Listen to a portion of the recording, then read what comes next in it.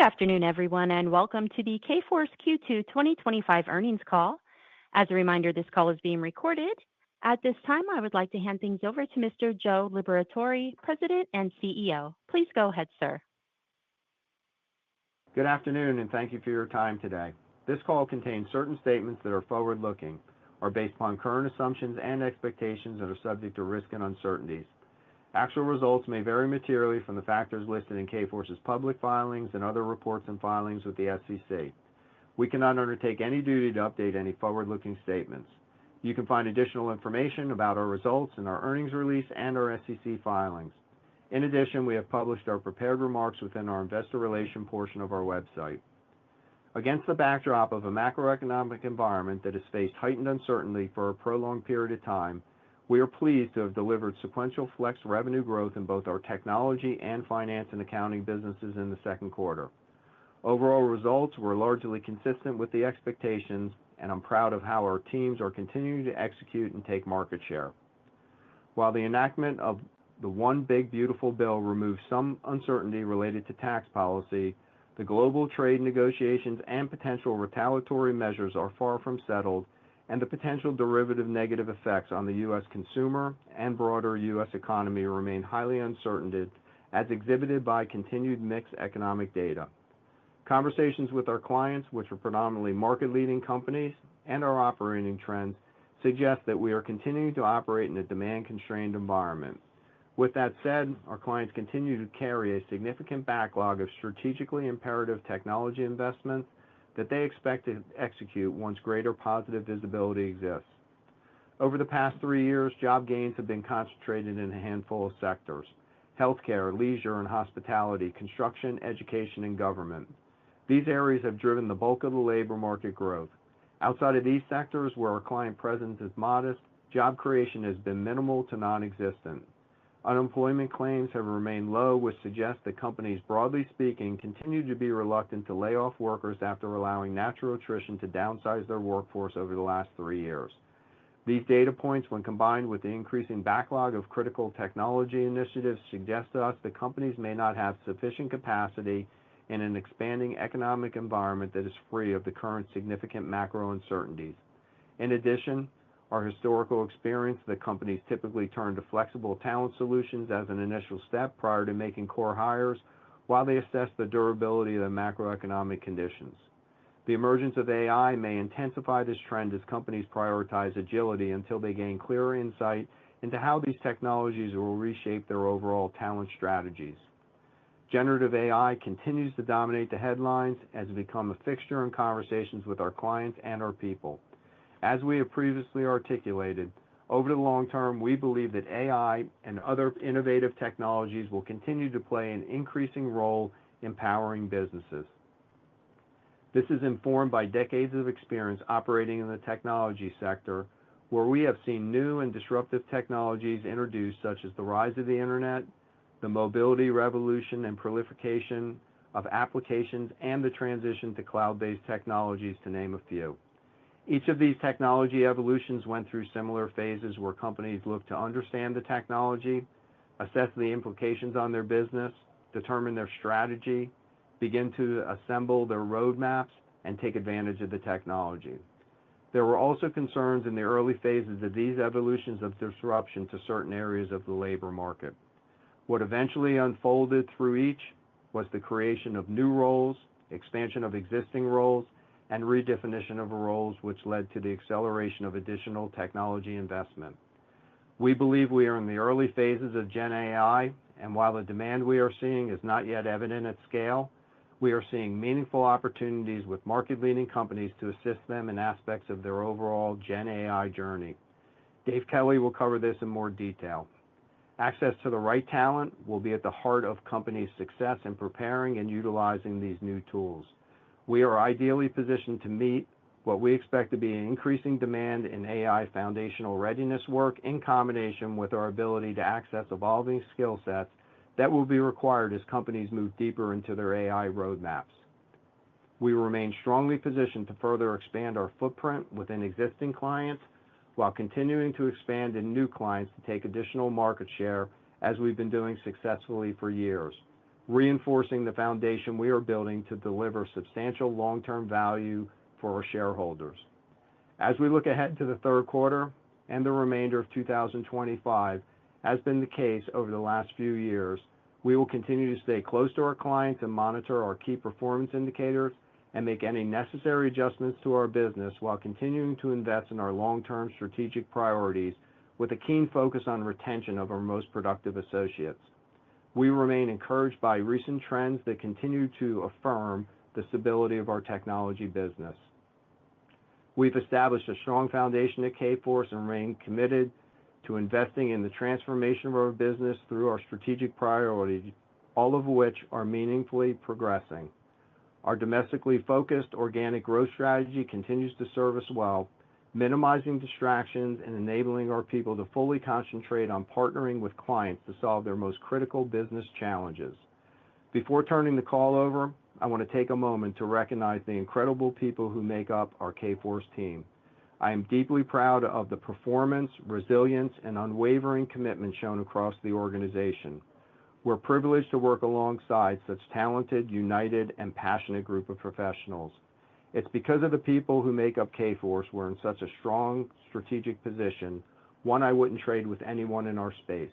The future is bright, and I couldn't be more excited about what lies ahead. Dave Kelly, our Chief Operating Officer, will now give greater insights into the performance and recent operating trends. Jeff Hackman, Kforce's Chief Financial Officer, will then provide additional detail on our financial results as well as our future financial expectations. Dave? Thank you, Joe. Total revenues of $334.3 million declined 6.2% year over year and were largely consistent with our expectations. Flex revenues in our technology and finance and accounting businesses both improved slightly sequentially in the second quarter, while direct hire revenues were more challenged in the quarter given the sensitivity in this line of business to macro conditions and came in below our expectations. While macroeconomic uncertainties had largely persisted, our clients continued to prioritize mission-critical initiatives, though given the backdrop, continued to take a measured approach while they await a period of greater confidence. As increasingly requested by our clients, we've continued to drive, with strategic intent, a greater mix of our business through consulting-oriented solutions that align with the desire to access highly skilled talent in a cost-effective manner. Demand for our consulting-led offerings remains strong, as evidenced by continued sequential and year-over-year growth and a growing pipeline of qualified opportunities. This offering continued to be a key driver to our overall technology top-line outperformance versus our peers and stability in our margin profile and average bill rate. This growth highlights our adaptability and our success in meeting the changing needs of our clients. While our traditional staffing business has seen year-over-year revenue declines, the expansion of solutions-based engagements underscores our strategic shift and the increasing value clients place on our capability to provide talent through various delivery structures. An increasingly important aspect of providing cost-effective solutions is our ability to source highly skilled talent from outside the United States. Our development center in Pune, combined with our robust U.S. sales and delivery capabilities and a high-quality vendor network, enables us to comprehensively address the evolving needs of our clients, whether onshore or blended onshore, nearshore, or offshore teams. The overall average bill rate in our technology business of $90 has remained stable over the past 3 years, despite the uncertain economic environment, due to a higher mix of consulting-oriented engagements, which carry a higher average bill rate and margin profile. The demand within each of our practice areas, data and AI, digital, application engineering, and cloud, has continued to be strong, and the pipeline of consulting-oriented engagements has continued to improve. Each of these areas are critical to the preparation and implementation of AI tools, and companies are expected to need access to critical talent to meet their objectives, which, we believe, provides significant opportunity for our firm. Joe referenced the opportunities we're seeing in the overall AI space. We thought it'd be helpful to articulate a few examples on how we're partnering with clients. In a recent engagement with a market-leading technology company, we're partnering with one of their key organizations to implement agentic AI workflows. These AI-driven solutions enhance end-user productivity and efficiency while also unlocking deeper insights through improved visibility into data patterns and trends. In another engagement with a top-tier networking technology company, we help drive measurable value by equipping their sales organization with agentic AI-powered workflows. These solutions are designed to sharpen pipeline visibility and guide sales teams toward the most strategic next actions, ultimately accelerating deal velocity and improving alignment with customer priorities. Our focus on providing flexible talent via traditional staff augmentation engagements or through our consulting-oriented engagements, especially in times of uncertainty, positions Kforce ideally to participate in the growing investments in AI, including the required readiness work, in addition to more traditional areas of technology that are still progressing. Our ability to source and provide top-tier professionals who can address complex technological challenges has ensured that our services remain indispensable, even as overall industry trends have slowed. Our core competency lies in sourcing quality talent at scale for our clients, adapting to evolving demand for various skill sets. As technology has evolved over the decades, we've efficiently adapted to the changing skill set demands of our clients, ensuring we remain a trusted partner in their technological advancements. Our client portfolio is diverse and is predominantly comprised of large market-leading companies. Our focus on addressing their needs continues to be critical to our ability to drive sustainable, long-term, above-market performance. Looking forward to Q3, the pace of overall new engagements and project ends remains stable with Q2 levels, though clients continue to reallocate spend within their businesses to areas they find most promising. As a result of such actions, at a small number of clients at the end of Q2, we experienced some unanticipated project ends and therefore expect a modest sequential decline in our technology business in Q3. Flex revenues in our FA business, currently about 6% of revenues, declined 16.8% year over year, but as previously noted, we saw sequential growth in the second quarter, the first time in several years that this quarter has seen expansion. Our average bill rate of approximately $54 per hour notably improved sequentially and year over year, and is reflective of the higher skilled areas we are pursuing. We expect Q3 revenues in FA to be up sequentially on a billing day basis in the mid-single digits. I want to thank this team for their perseverance in driving positive momentum in this space. An area where we've seen the most significant impact from the economic uncertainty is in direct hire, which represents approximately 2% of overall revenues. We expect direct hire to be relatively flat sequentially in Q3.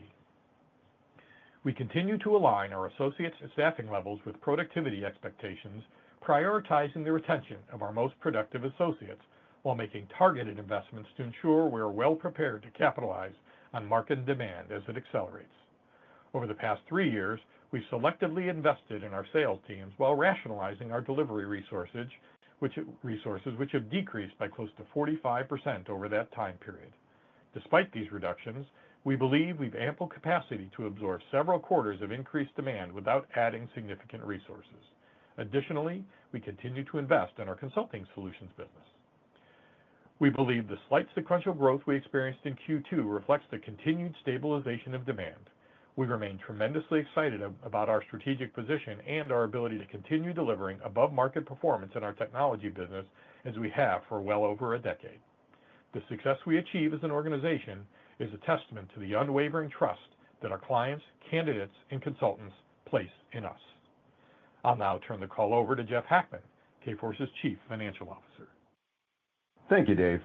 Second quarter revenue of $334 million and earnings per share of 59 cents were both largely consistent with our expectations.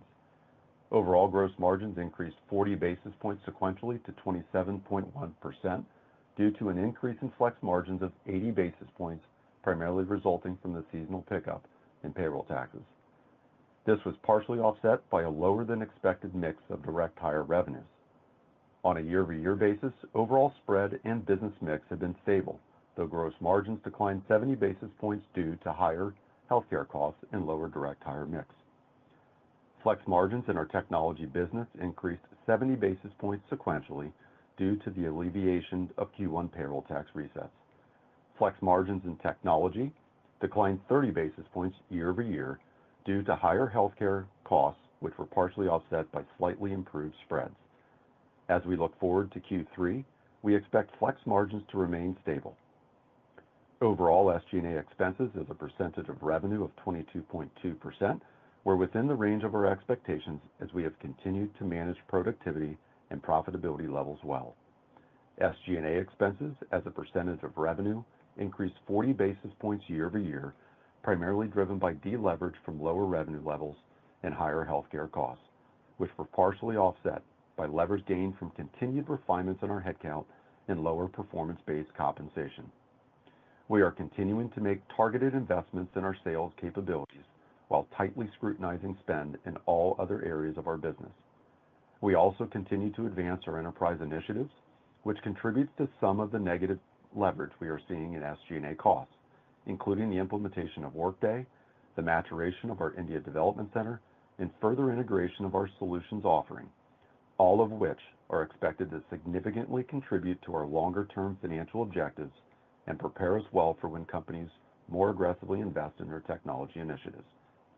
We expect to begin to realize the benefits of our Workday implementation toward the end of 2026 as we stabilize ourselves post-go-live, with 2027 as the year we would expect to begin to realize significant annualized benefits. Our operating margin of 4.5% and our effective tax rate in the second quarter was 24.6%. The effective tax rate was slightly lower than we expected due to a favorable adjustment in certain 2025 tax credits in the second quarter. We also expect a lower effective tax rate in the third quarter related to the finalization of 2024 tax credits in our income tax returns. During the quarter, we remained active in returning capital to our shareholders, with $17.4 million in capital being returned through dividends of $6.9 million and share repurchases of approximately $10.5 million. We continue to carry a very solid balance sheet and historically conservative leverage against trailing 12-month EBITDA levels. As we move forward, we intend to maintain net debt levels relatively consistent with where we ended the second quarter of roughly $67.5 million. Any excess cash the business generates beyond fulfilling our capital requirements and quarterly dividend program will be utilized to repurchase our shares. Of course, we have significant remaining availability under our credit facility to get more aggressive in repurchasing shares if we believe there is a disconnect between our operating trends and expectations and our valuation. Operating cash flows were $18.4 million, and our return on equity continues to exceed 30%. We continue to execute our organically driven business well, and we believe our industry-leading relative performance is a result of our intense focus in technology staffing and solutions in the U.S., augmented by our nearshore and offshore capabilities. We continue to carry a pristine balance sheet with conservative debt levels and return significant capital to our shareholders. This consistent repurchase activity continues to be strongly accretive to earnings. We have returned approximately $1 billion in capital to our shareholders since 2007, which has represented approximately 75% of the cash generated, while significantly growing our business and laying a foundation for significant profitability gains as revenues grow. Our threshold for any prospective acquisition remains very high. The third quarter has 64 billing days, which is the same as the second quarter of 2025 and the third quarter of 2024. We expect Q3 revenues to be in the range of $324 million to $332 million, and earnings per share to be between $0.53 and $0.61. Our guidance is based upon the assumption of a continuation of a stable environment and does not consider the potential impact of any other unusual or non-recurring items that may occur. We remain excited about our strategic position and prospects for continuing to deliver above-market results, while continuing to make the necessary investments to help drive long-term growth and enable us to achieve our longer-term profitability objective of attaining double-digit operating margins. As we mentioned previously, we expect operating margins to approximate 8% when we return to $1.7 billion in annual revenues, which is more than 100 basis points higher than when that revenue level was achieved in 2022. This improvement is being driven by the expected benefits derived from investments in our strategic priorities, which will drive down operating costs. On behalf of our entire management team, I'd like to extend a sincere thank you to our teams for their efforts. We would now like to turn the call over for questions. Thank you, sir. Everyone, if you have a question today, please press star one on your telephone keypad. Once again, that is star one to ask a question. We'll take the first question from Mark Marcon, Baird. Good afternoon, and thanks for taking my question. Joe, you mentioned where we are in terms of AI, and you mentioned a few projects that you guys have been working on. Can you just talk a little bit more about the levels of discussion that you're having there, and when you think the spigot will actually turn up to a greater extent in terms of the areas that you can really assist clients in? Obviously, there's lots of questions about that. Yeah, it's a great question, Mark. It's good to hear from you. I'd say when we look at the external environment, the majority of the actual work our teams are focused on continue to be with clients in and around the foundational readiness aspects associated with governance, data, cloud, and security. Most organizations continue to remain in what I would call this preparation phase associated with AI. On the use case side of things, we have worked, and I think Dave Kelly touched upon some of this in his opening comments, with some technology clients, which are further ahead of the curve to leverage AI aspects really within their products. I would really say that's the exception versus the norm right now. There's a couple studies out there that kind of estimate that about 10% of organizations are really fully equipped to truly leverage AI. And I would say most of those organizations are on the technology. Of course, there are some that are outside of technology, but in general, that's what I would categorize it of. So I think there's a significant opportunity, especially in and around data, which this is not going to be a short horizon for organizations to get their data organized, do everything they need to be able to leverage future AI opportunities. And then the whole digital aspect, this is where we see a lot of modernization activity going on, similar to what we're doing here at Kforce, right? I mean, we're in the stages of implementing Workday from our legacy PeopleSoft environment, and that's going to prepare us so that we can fully take advantage and leverage AI down the road. And that's kind of what we're seeing within our particular customer set. So hopefully that gives you a little bit of flavor. That's very helpful. Thank you. And then there was a comment with regards to, if we take a look at the sequential trend for TechFlex going into Q3, where it sounded like there were a few, project ends that came along unexpectedly.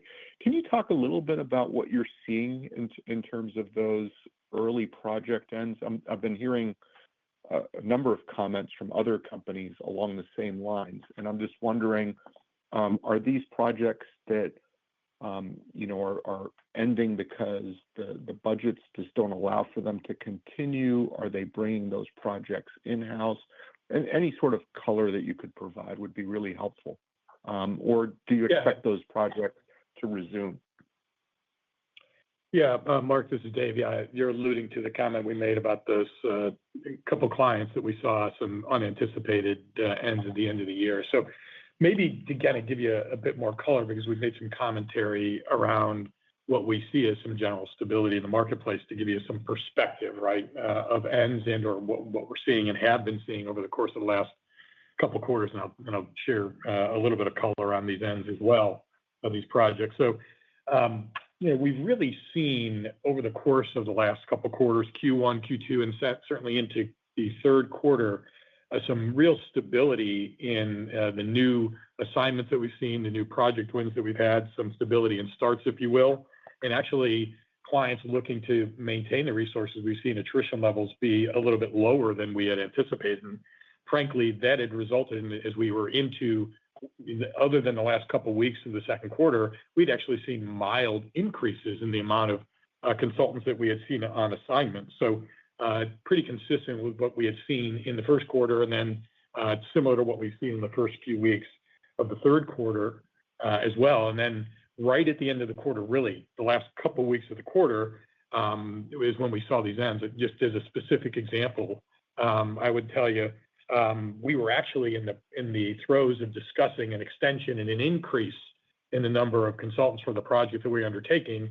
And right at the end of the quarter, the client basically decided that they found a better utilization of that investment in another technology project, and they unexpectedly really ended this project as opposed to increasing it. So this was not a reduction in spend of technology spend. It was just a reallocation of spend. Unfortunately, it was in a project that we weren't participating in. So I mean, I look at all of those things, the data set that I just shared with you, and what has happened here.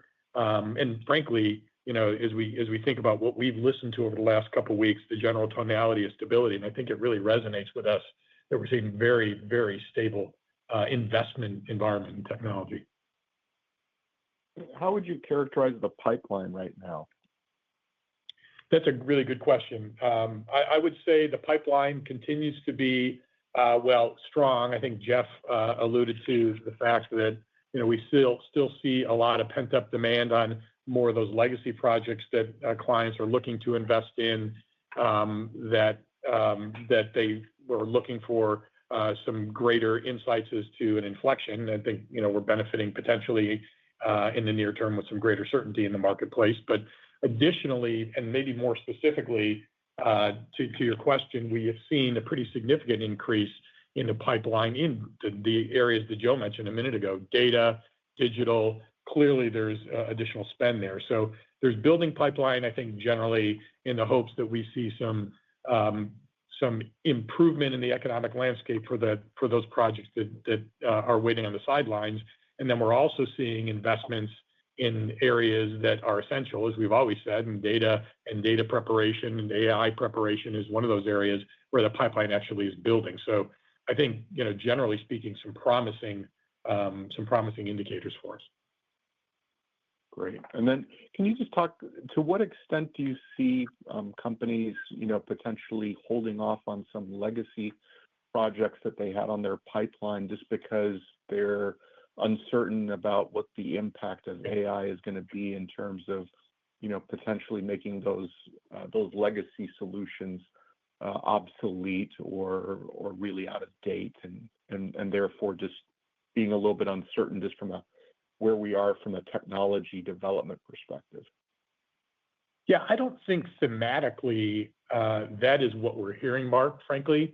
I think, what we continue to hear, it's really the story remains the same. There's a lot of work that needs to be done, right? Everything that is being done in technology is not being done in AI. Yes, there is investment there, but there's a lot of work. I can say that is true for our own shop. We are always looking for people to do a lot of work here. We've got a transformation in our back office. We've got a lot of resources that we are looking for internally as well as through third parties to help us with that. A lot of companies are going through the same thing. And what the hesitancy is saying, great, I can see value being derived from these investments, but they're looking for, because of the economic uncertainty, a more immediate return, and therefore are hesitant to pull the trigger. So I don't think that really that story has changed, and it's not a matter of them saying, we're not going to really spend this money at great scale because we're waiting for AI to change everything. As a matter of fact, as Joe alluded to, there's a lot of preparatory work. There's years, we think, of work that needs to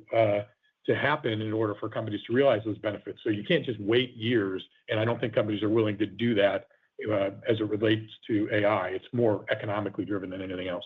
Yeah, Mark, and I would add on to that, a lot of what we're seeing is what I'll call, for a broader term, modernization. Organization, the legacy systems that you're talking about, yes, they're redirecting dollars to modernize those systems so that they can be positioned for AI.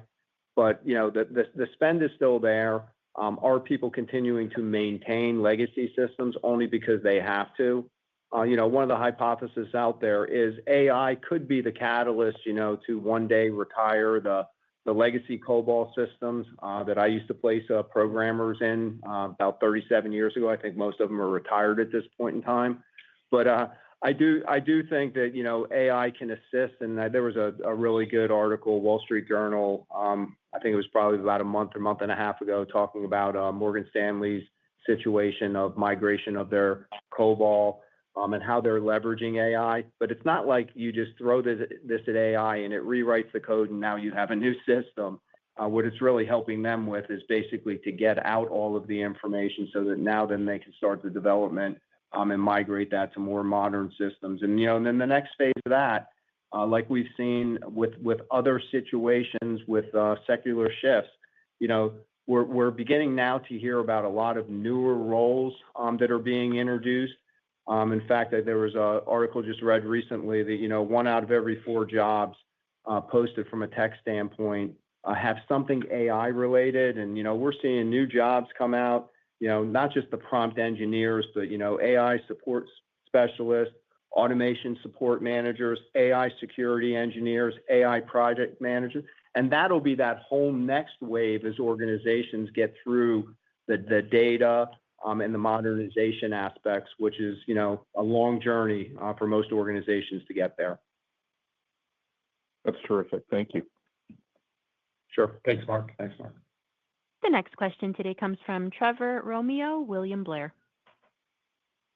Hi, good evening, guys. Thanks for taking the questions.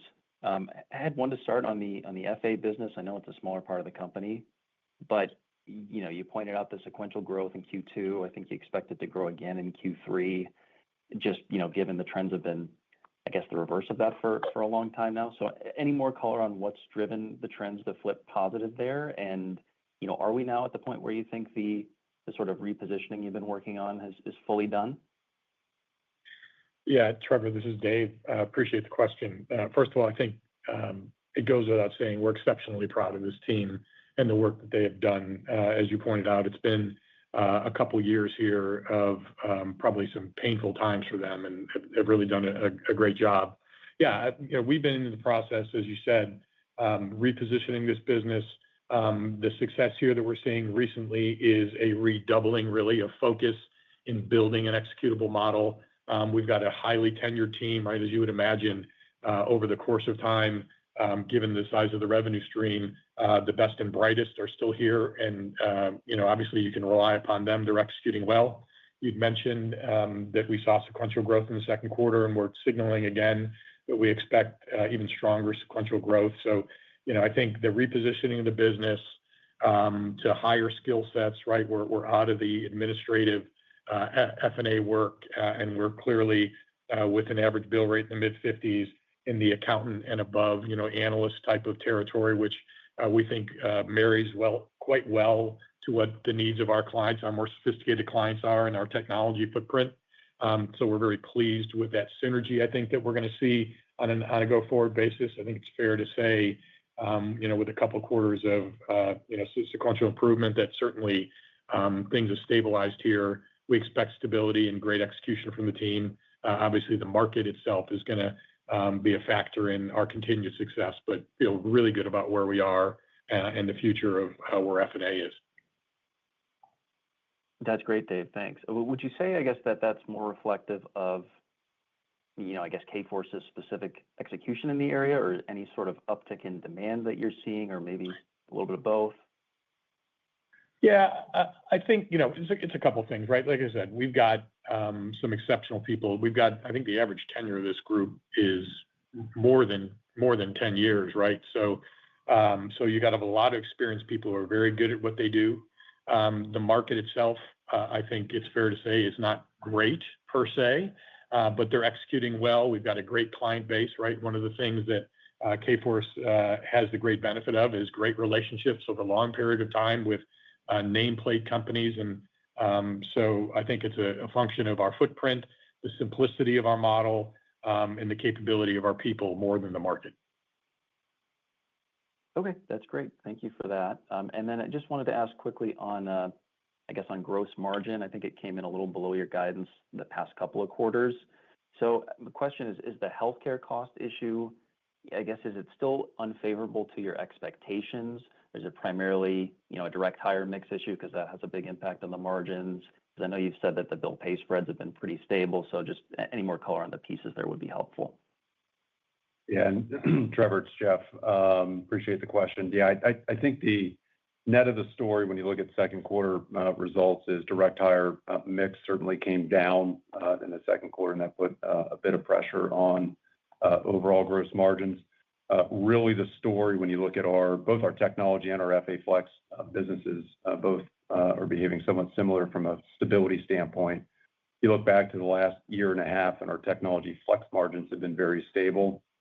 Healthcare costs on a year-over-year basis were still up, but against our expectation, that was not a driver, positive or negative in the quarter. So the stability that we have been seeing in our flex margin profile, we continue to see moving into the second quarter. Actually, when you look at a year-over-year basis, spreads are actually slightly improving in our technology business, so that helped to offset some of the increased healthcare costs year-over-year. Sequentially, we received the same seasonal payroll tax benefit that we traditionally see.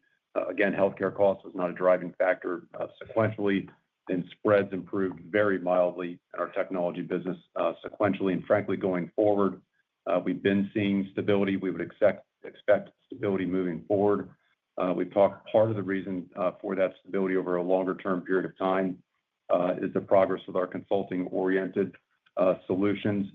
That continues to contribute positively to our financial performance, and the gross margins in that line of business are still 400 to 600 basis points higher, so we certainly get the mixed benefit up there. So a little bit longer, Trevor, than maybe what you were looking for, but hopefully that helps. That's very helpful, Jeff. All right, thank you all. Appreciate it. Thank you, Trevor. Toby Sommer from Truist Securities has the next question. Thank you.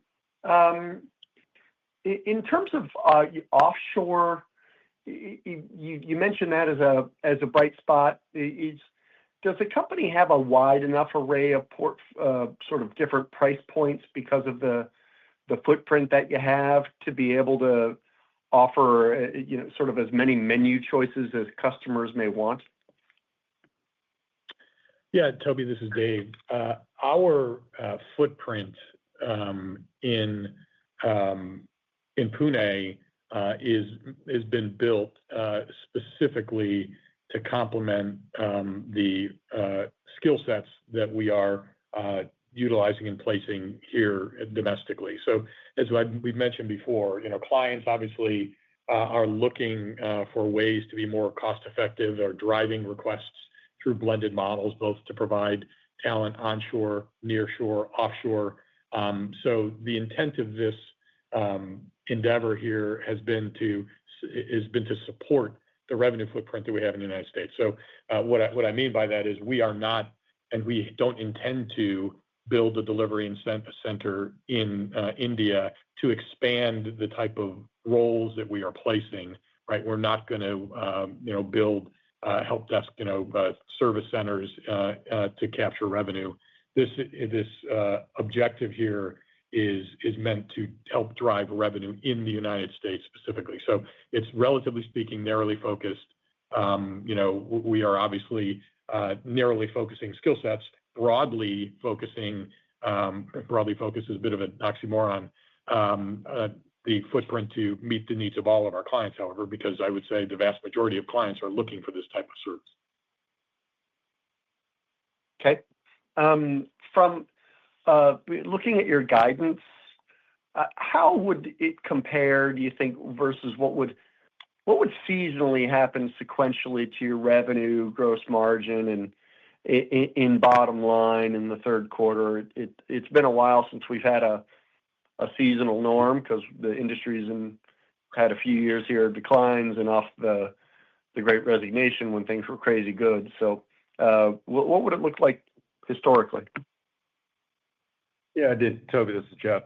Totally fair question. I think I'll answer the third quarter. I think in the second quarter, when we were sequentially positive in both our technology flex and our FA flex business, what would typically be the case is somewhere probably closer to 3%.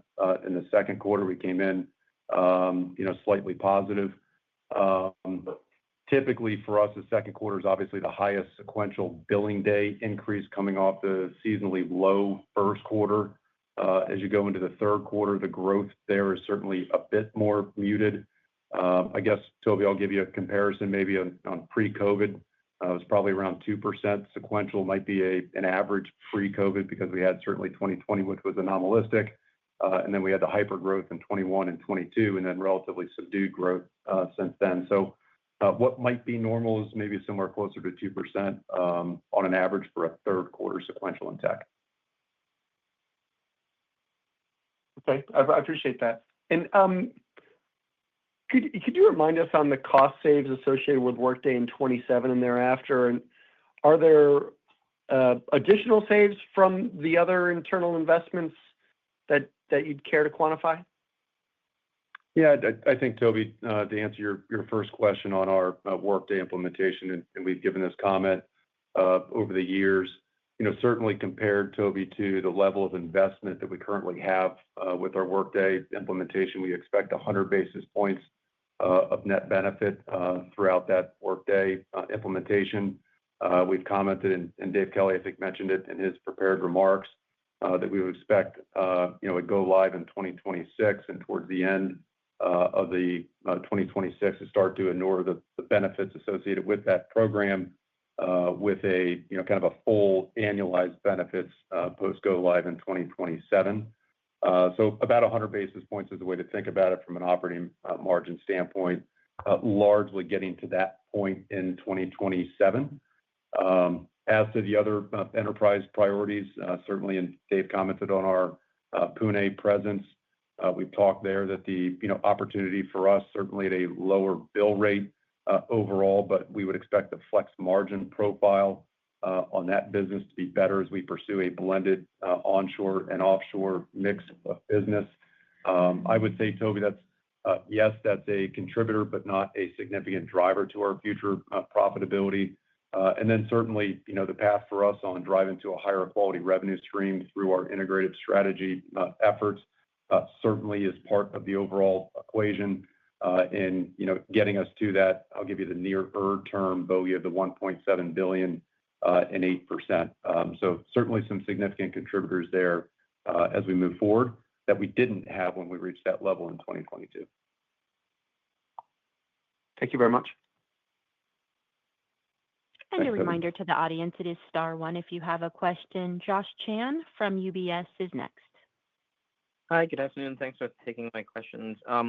I guess, Dave, you mentioned one example of a project end, but I guess as you think about the totality of all the project ends that kind of are impacting this trend, is there any common thread that you can pull from just a combination of all the ends? And then I just want to confirm that excluding those project ends, are you expecting the rest of the business to be in line with normal seasonality? Well, I don't know that there's a lot of seasonality in Q2 to Q3, but I would say, generally speaking, thematically, this is a matter of projects and ending, right? Kind of normal in some respects, although in a couple of these cases, we didn't necessarily anticipate them to end when they did as a result.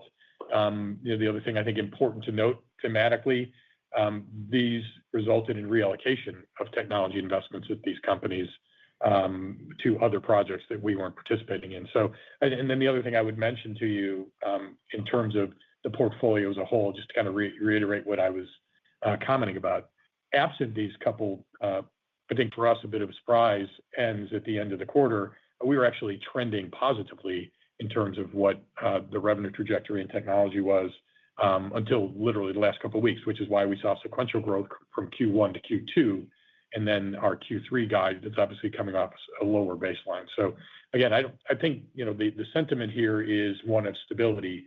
The sentiment here is one of companies engaging us at the same rate as we have.